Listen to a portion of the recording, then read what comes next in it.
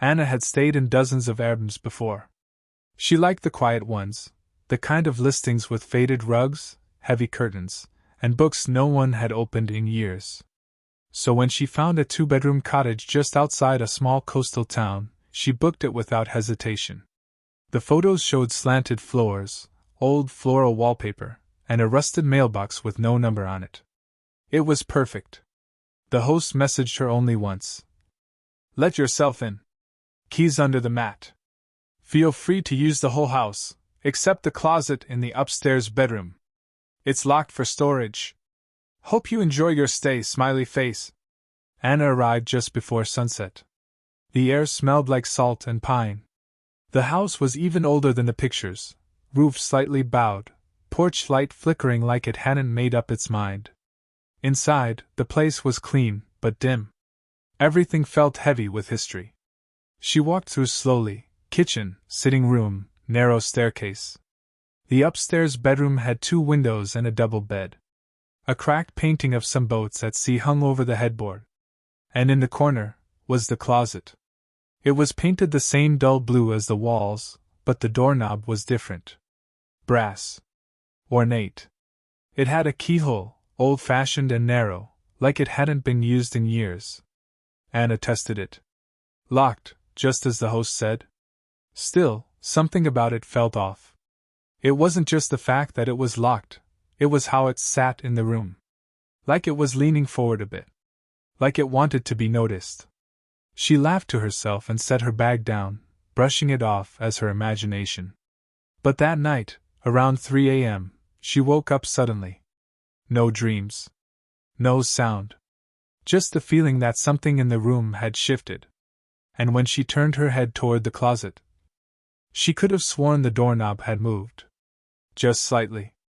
As if it had been twisted. And slowly let go. Anna lay frozen, eyes locked on the brass doorknob across the room. It was still. Unmoving. But something about its angle looked different than it had before. Like it had been touched. Briefly turned. She told herself it was just her imagination, that the lighting had shifted, that her sleepy brain was exaggerating shadows. But the house was silent. Too silent. No wind. No distant waves.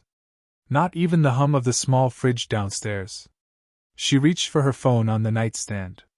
3:03 a.m. battery at 12%. No messages. No signal. She pulled the blankets up around her and turned to face the wall, back to the closet. If she didn't look, it couldn't be real. That was the rule, right? The one children used with monsters. But her body didn't relax. It stayed alert. Rigid. Listening. And then, there it was. A sound. Soft. Deliberate. Click. The unmistakable sound of metal shifting inside an old lock. Her heart thudded in her chest. She turned over slowly, barely breathing. The closet was still closed. But the doorknob wasn't facing her anymore. It had rotated a few degrees, like someone had turned it slowly and let it go mid-motion. She sat up in bed, straining to hear. Nothing now. Just that oppressive silence, the kind that presses down on your skin. Then, footsteps. Not loud. Just the faintest pressure against the wood floorboards, like someone stepping gently in socks. 1, 2, then silence. They hadn't come from the hallway. They'd come from inside the room. From the direction of the closet. Anna stared at the door, every instinct telling her to get up, grab her bag, and leave. But her limbs wouldn't move. She was paralyzed by the kind of fear that doesn't shout, it waits. It watches you decide whether or not you're willing to admit you've seen what you've seen. She grabbed her phone and turned on the flashlight, pointing it directly at the closet. The brass knob reflected the light. And on the blue wood, just near the bottom of the doorframe, were scratches. 3 thin lines, low to the ground, as if something had scraped its way from the inside out. She stared. And for just 1 second, she thought she saw the knob twitch. Anna didn't sleep the rest of the night. She sat up in bed, the flashlight from her phone pointed at the closet like it was a live animal. Every time her eyelids got heavy, The knob seemed to move again, just a little. A twitch here, a shift there. Not enough to be sure. Just enough to keep her afraid. By dawn, the closet door was exactly as it had been when she arrived. Closed. Locked. Harmless. The scratches near the bottom, she hadn't imagined them. In the daylight, they looked older than she'd first thought. Faint. Worn. Like something had clawed its way out long ago, and someone had lazily painted over it. She packed her bag without showering and headed downstairs. She didn't leave right away, something stopped her. She stood by the kitchen counter, staring at the ceiling above the bedroom. Listening. Silence. She should have left then. But instead, she went back upstairs. Just one more look, she told herself. Just to make sure she wasn't crazy. Maybe it really was just a weird house. Old wood. Settling noises. Bad sleep. That's all. She stepped inside the room. Morning light filtered through the windows. The closet was still locked. But now, something had been slipped beneath the door. A piece of paper. Torn. Folded once. She crouched down and pulled it free. It was thin, almost brittle. Old stationery, faded at the edges. The paper trembled in her fingers as she opened it slowly. Inside was a drawing. Crude. Done in pencil. Smudged lines and two big eyes. It was her. Sleeping. In the bed. Hair splayed on the pillow. Phone on the nightstand. Blanket bunched at her waist. In the corner of the drawing, next to the bed, was the closet. And in the drawing, the closet door was open. Anna dropped the paper and backed out of the room. She didn't close the front door behind her. She didn't leave a review. She didn't text the host. She just drove, straight through the coastal fog, heart racing, eyes darting to the rearview mirror every 10 seconds. Later that week, she tried to find the listing again. It was gone. No trace. No photos. No host name. Nothing. But sometimes, when she's alone, and she forgets to leave the hallway light on, she swears she hears that click again. Just beyond the door. Like something waiting quietly for her to fall asleep. Josh and Emily were celebrating their anniversary with a weekend getaway, somewhere quiet, cheap, and off the grid. They found a charming little house in the woods, listed on Airbnb with the usual overly friendly host message. Mi casa es su casa. Enjoy the whole space, kitchen, fire pit, games, wine. Just clean up before checkout, grinning face with smiling eyes. It looked perfect. Cozy, warm lighting in the pictures. A hammock on the porch. A fireplace in the bedroom. And no neighbors for miles. They arrived just before sunset, the trees already casting long shadows across the gravel driveway. As they stepped out of the car, they noticed the front door was already open. Emily froze.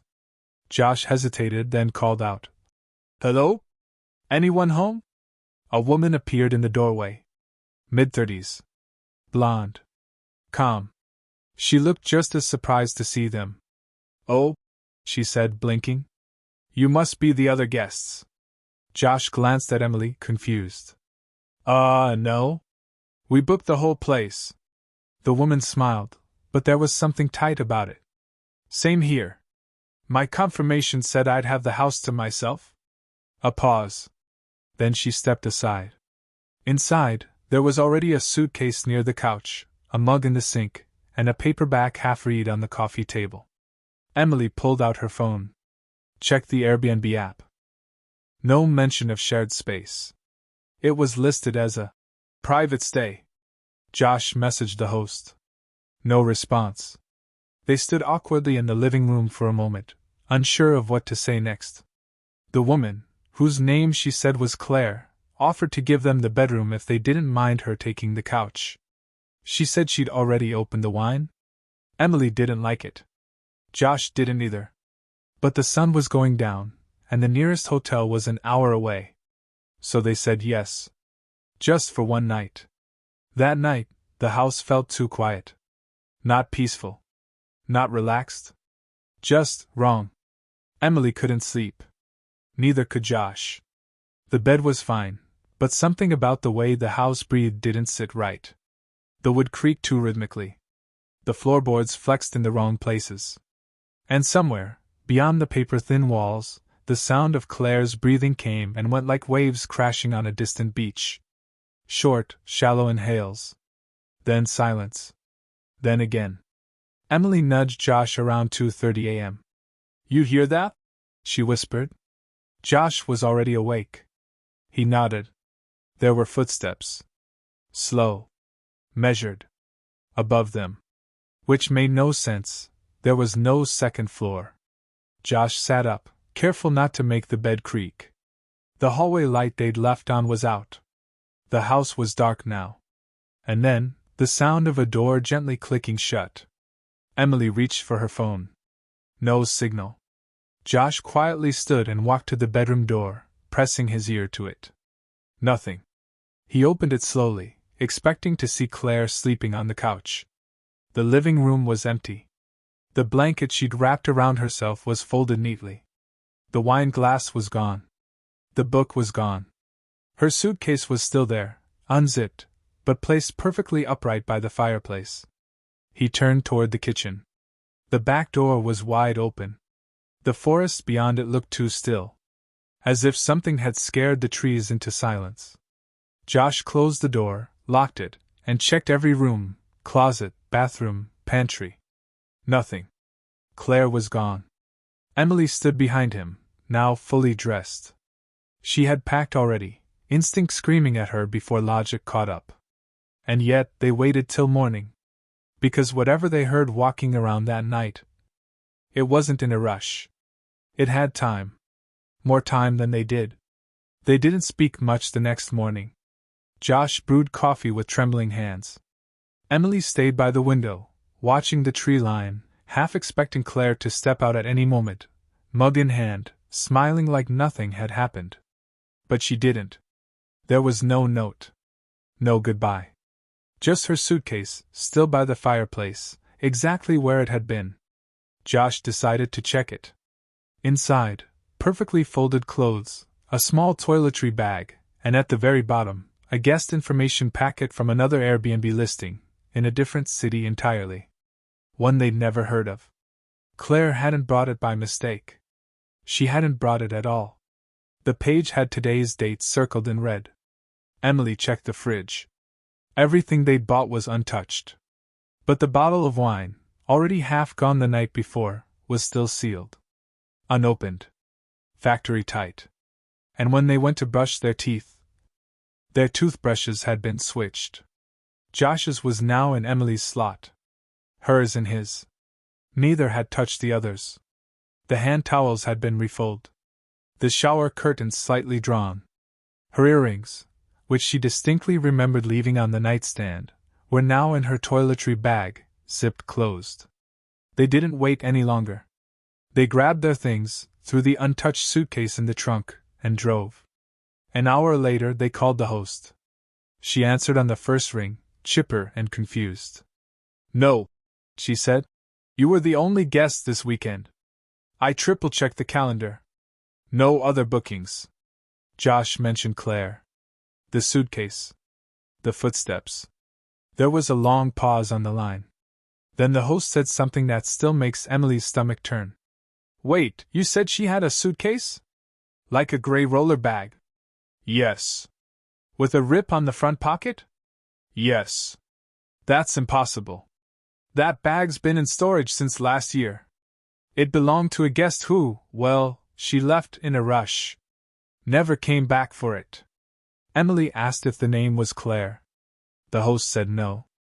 The bag had no ID tag. Just a folded note inside that read, "See you next time."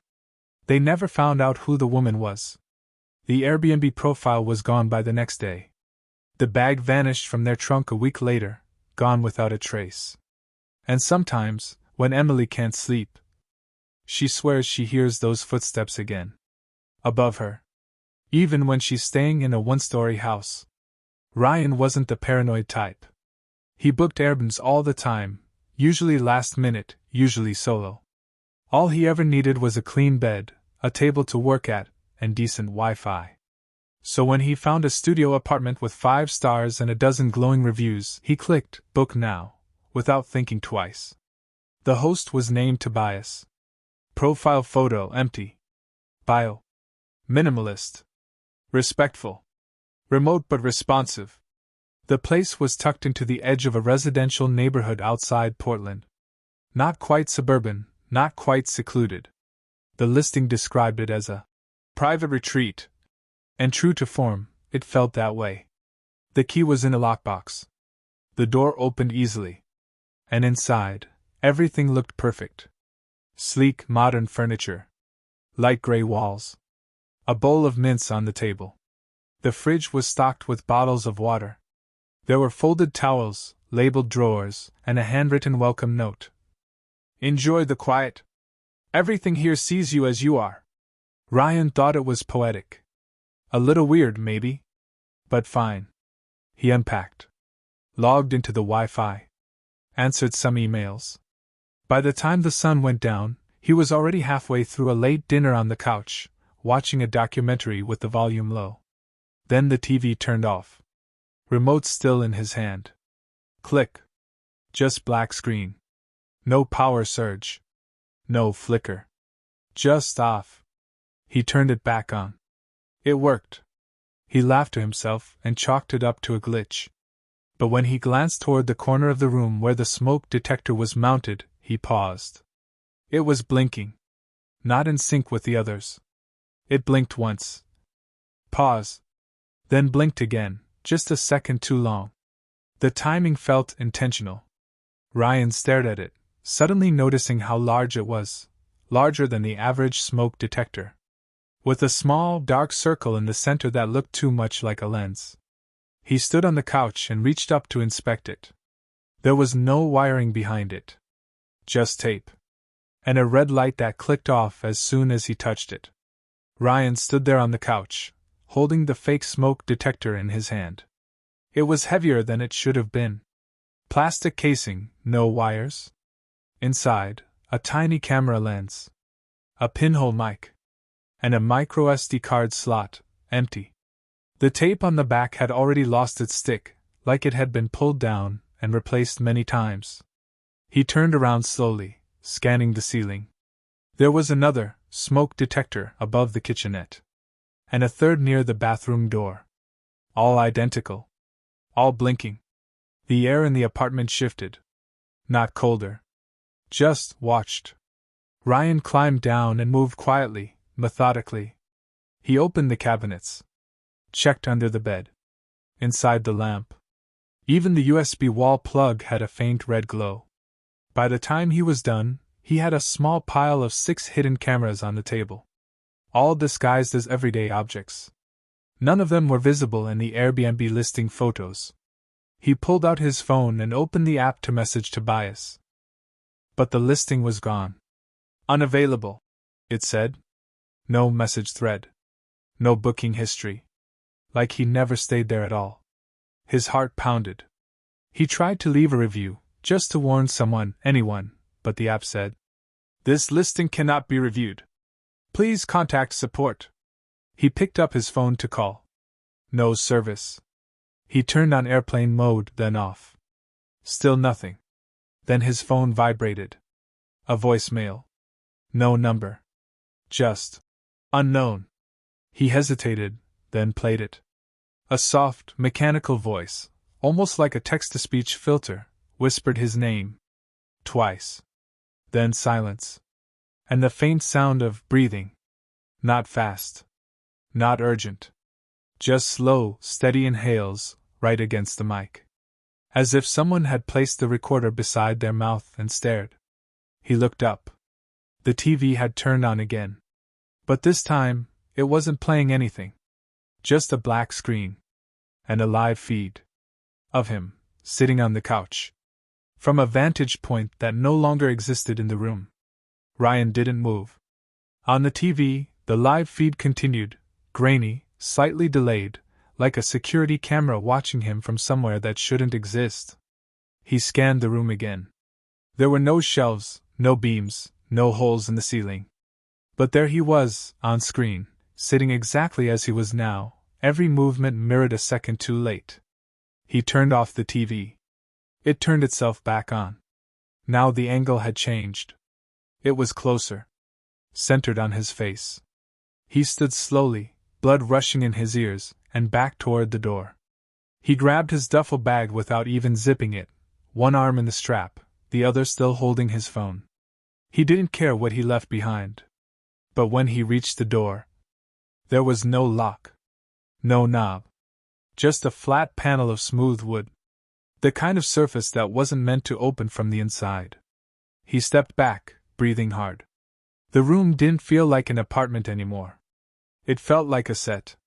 A stage. Like someone had built it just for him, and was waiting for him to notice. He slammed his shoulder into the door once. Twice. Nothing. No give. Then he heard it. From the bathroom. Drip. Drip. Drip. But he hadn't used the sink. Hadn't touched the faucet. He stepped forward slowly, and as he did, he noticed something scratched into the bathroom mirror. At the bottom corner. Small. Etched in shaky lines. You're the content. Below that, a time code. The current time. Updating, in real time. A stream timer. Ryan turned and looked at the TV again. The live feed was now side by side with a second feed, this one showing a chat window. Thousands of viewers. All anonymous. All watching. He ran back to the door, throwing his full weight into it. Over and over. Until finally, something cracked. A sound. Then a click. The door swung open. And behind it was a hallway. But not the one he came in from. This one was all white. Fluorescent lights. Rows of closed doors. Every one of them marked with a number. And faintly, down the hallway, a voice echoed. Enjoy the quiet. Everything here sees you as you are. Ryan didn't stop running until the white turned to dark. And the lights never turned off.